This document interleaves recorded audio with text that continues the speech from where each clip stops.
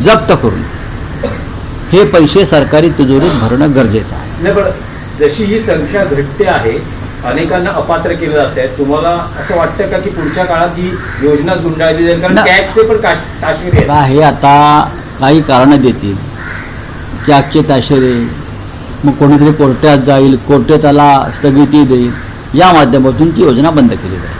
नाही, पण या आधीच या निवडणुकीतलं आश्वासन होतं 1,500 मग करा ना. अडवलंय कोणी? करत का नाही? कर्जमाफी केली नाही त्यांनी अजून धडपणे. करावी ना. 1500 ते 2100 करताय तर करा ना. अडवलंय कोणी तुम्हाला? कर्जमाफी संदर्भात ते म्हणतात की 15 दिवस अजून वाट पाहावी लागेल, काही निकषांमध्ये बदल केला जाईल. ठीक आहे, पाहू ना कधी करतात ते. पाहू. नाही, पण रमशद, त्याच कर्जमाफीचं शरद पवारांनी कौतुक केलं, मुख्यमंत्र्यांचं कौतुक केलं. सरसकट 2 लाखापर्यंत जी कर्जमाफी फडणवीसांनी जाहीर केली आहे. शरद पवार दिवसेंदिवस निष्पक्ष होत चाललेले आहेत. पवार साहेब सगळ्यांचे आहेत, ते तटस्थ भूमिका सध्या बजावत आहेत. काय कारण असेल? आमचे मार्गदर्शक आहेत ते. पवार साहेबांचे मार्गदर्शक आहेत.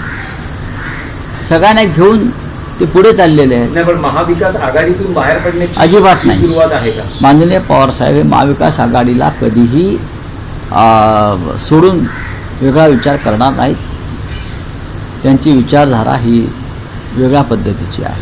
तुम्ही म्हणतात सोबत घेऊन चालले आहे, म्हणजे नाही, सगळ्या अख्खा महाराष्ट्र घेऊन चालले आहेत ते सोबत, असं म्हणतोय. भविष्यात काही होईल? कारण अजिबात काही होणार नाही. फेरफार अजिबात होणार नाही. माननीय अजिबात होणार नाही. अजिबात नाही. देवेंद्र फडणवीस दिल्लीत गेले ते इथे बावनकुळे मुख्यमंत्री होतील. मी परत सांगतो. त्या बावनकुळेंनी काही संपर्क किंवा काही तुमच्याकडे काही भावना व्यक्त केल्या? कशाला त्यांना अडचणीत आणताय? तुम्ही का त्यांना? चांगला माणूस आहे तो. कशाला चांगल्या माणसाला अडचणीत आणताय? असं अडचणीत आणू नका. आमच्या सगळ्यांच्या सद्भावना त्यांच्याबरोबर आहेत. सद्भावना, त्या सद्भावना तशाच राहू द्या. बोलिये. 16वा दिवस आहे आंदोलनाचा. अरविंद सावंत आपल्या पक्षाचे समर्थन द्यायला गेले होते.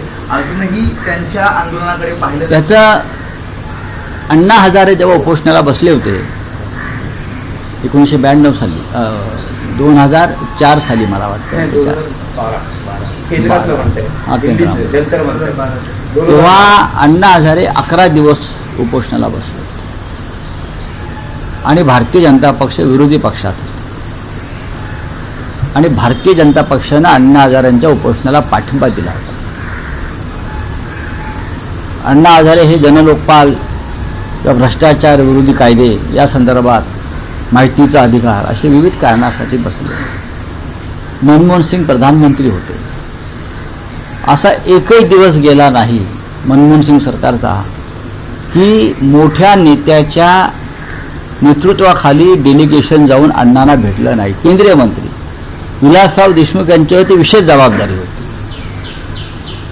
आम्ही होतो विलासरावांबरोबर तेव्हा दिल्लीमध्ये. शिवसेना प्रमुख बाळासाहेब ठाकरे यांनी आवाहन केलं. मीच ते पत्र घेऊन गेलो होतो की अण्णा उपोषण सोडा, आपण चर्चा करू सगळ्यांशी. हे सरकार काय करत आहे? सोनम वांगचूक हा साधा माणूस नाही आहे. आज आमच्या अग्रलेखातून आम्ही अण्णांना आवाहन केलं आहे. आपण पाहिलं असेल की दिल्लीला जा. सोनम वांगचूक हा 14-15 दिवस झाले कोसळून पडलेला आहे शरीरानं. त्याचं डोकं मांडीवर घ्या आणि तुम्ही उपोषणाची घोषणा करा.